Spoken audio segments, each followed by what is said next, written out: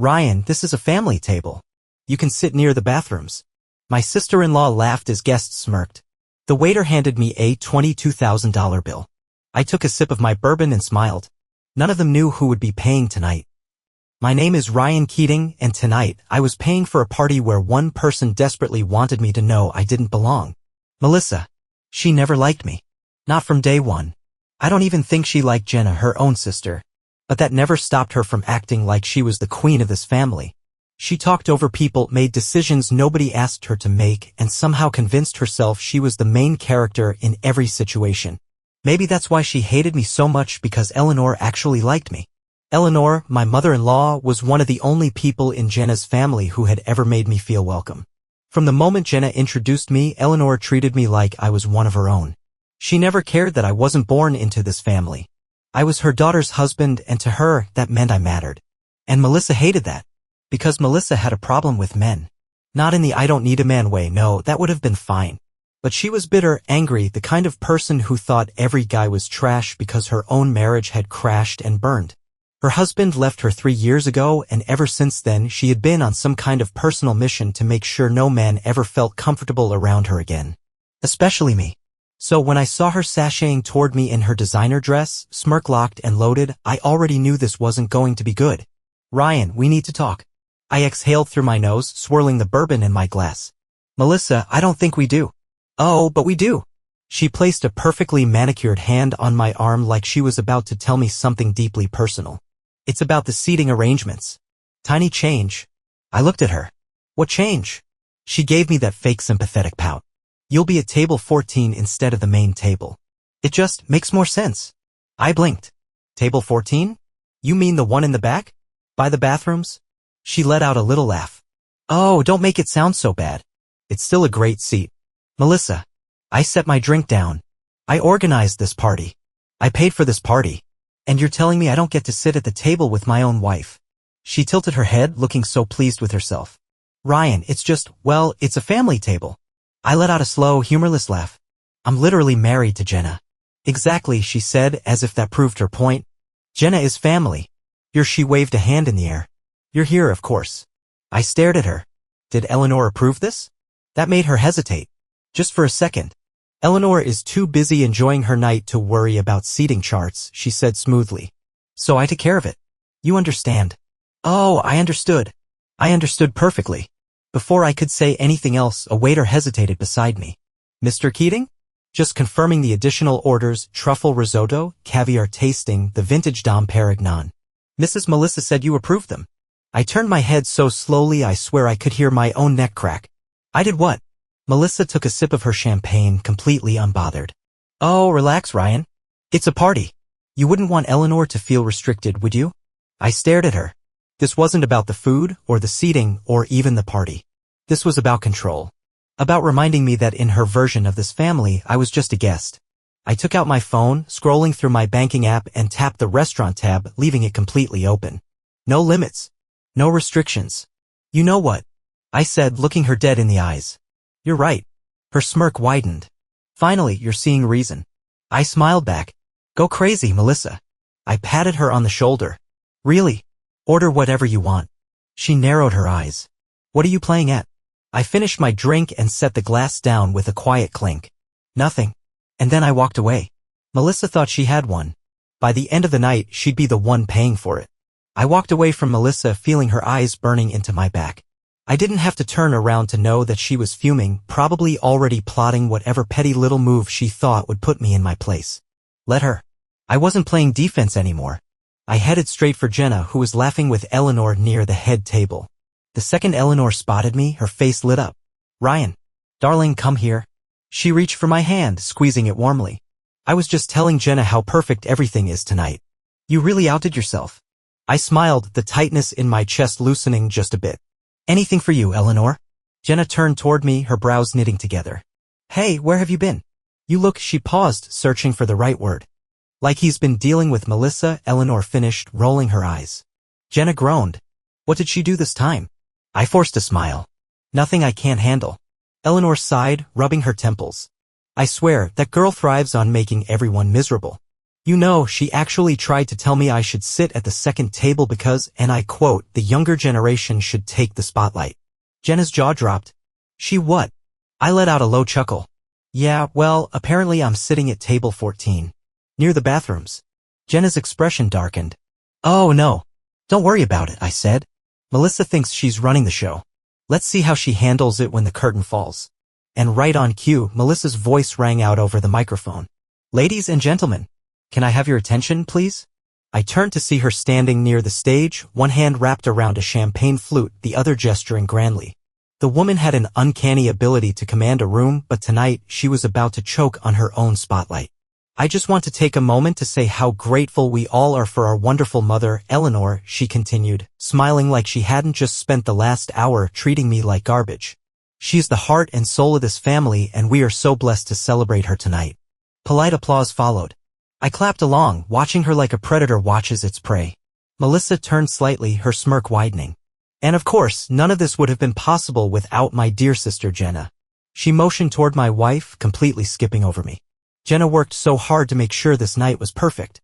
A murmur rippled through the crowd. A few people glanced in my direction. Eleanor sat up straighter. Melissa, she said, her tone sharp.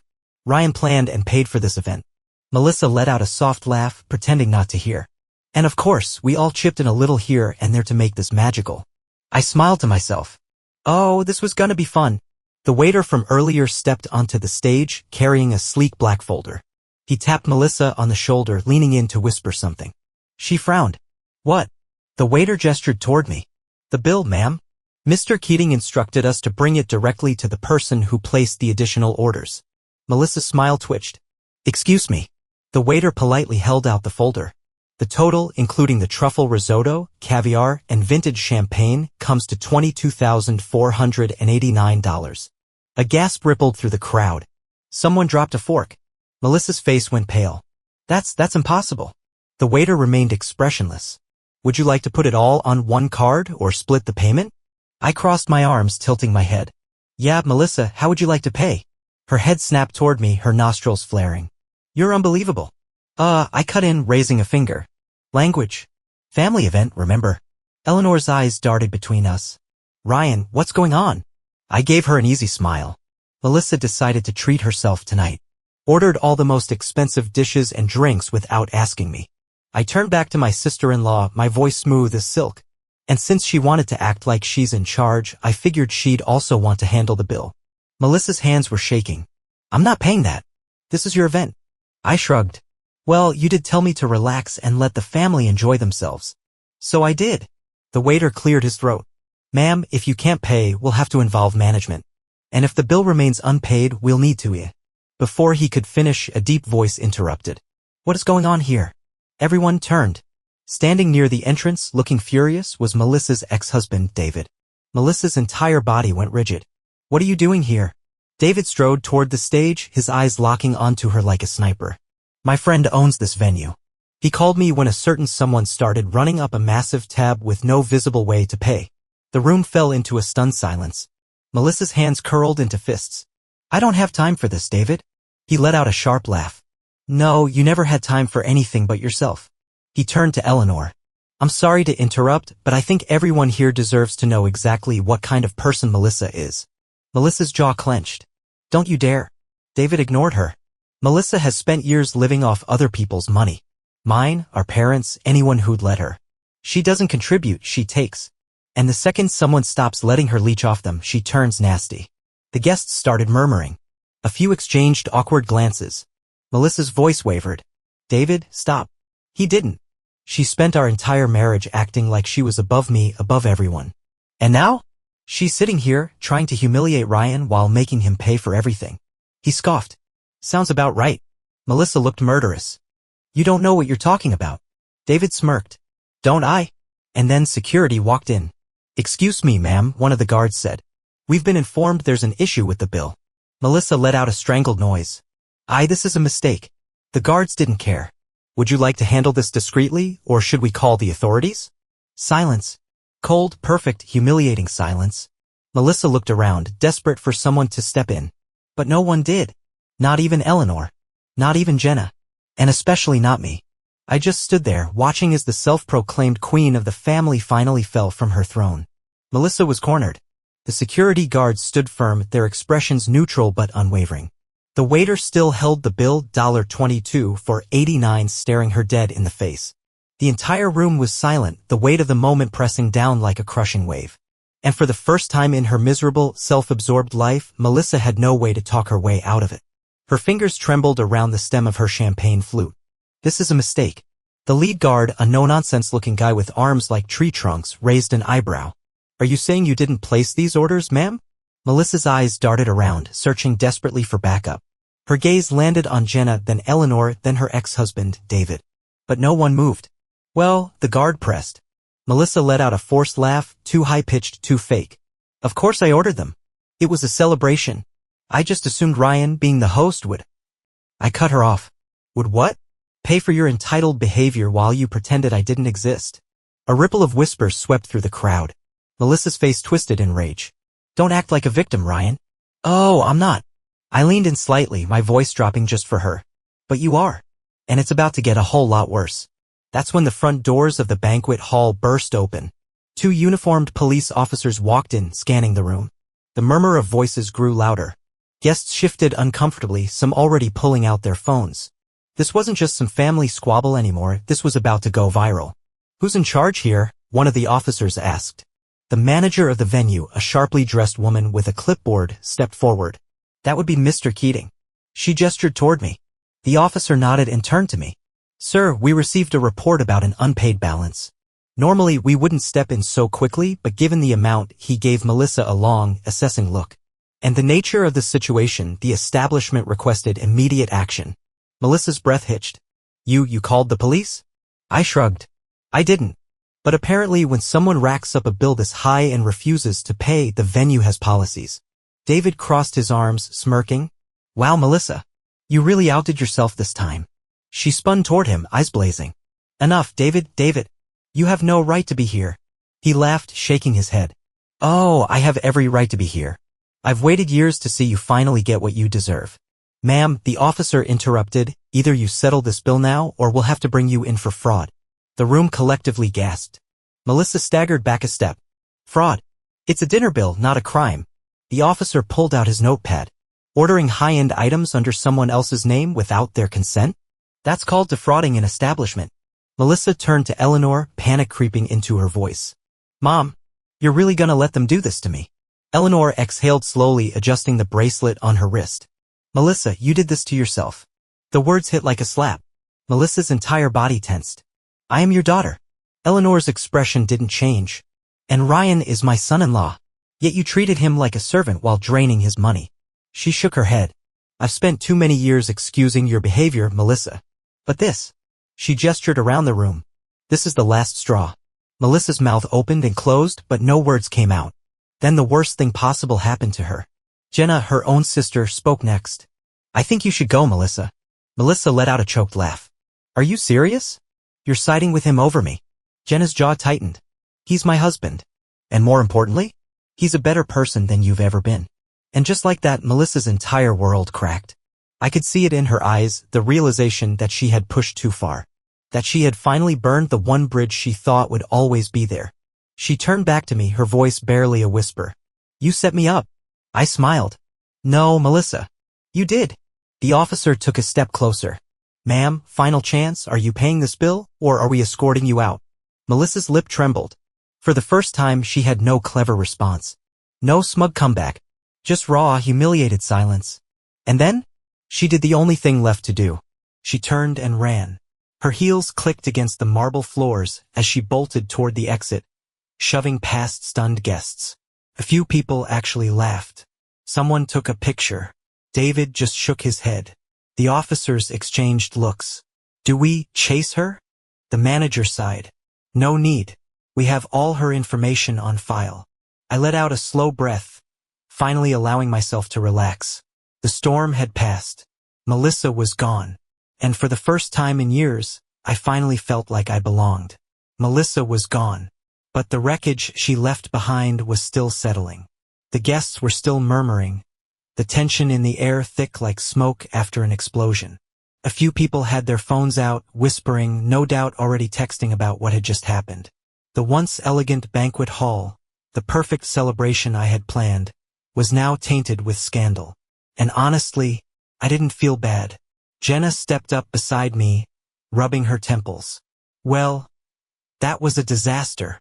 Eleanor let out a tired sigh. No, darling. That was long overdue.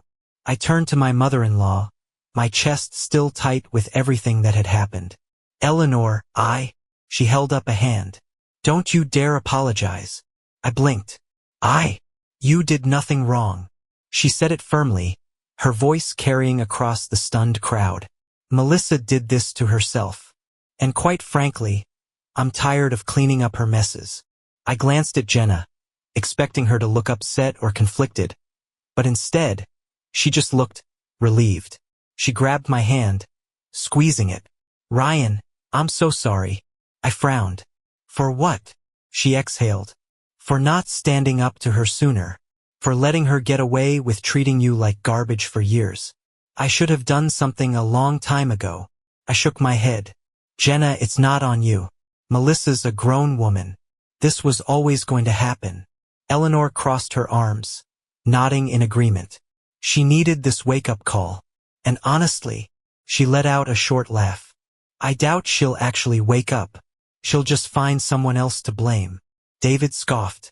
You can bet on that. I turned to him, still processing the fact that he had shown up out of nowhere to expose Melissa in front of everyone. Why did you come, anyway? David shrugged. Like I said, my buddy owns this place.